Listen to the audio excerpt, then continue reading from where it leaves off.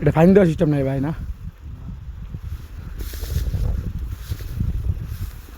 শুধু বাতাস টানে না।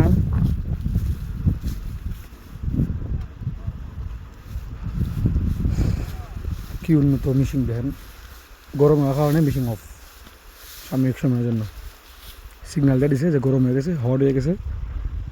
সেম আমাদের মোবাইলে হতো, অতিরিক্ত হট হলে ক্যামেরা সাময়িক সময়ের জন্য অফ থাকে, আবার যখন কুল হয় তখন আবার ক্যামেরা অন হয়।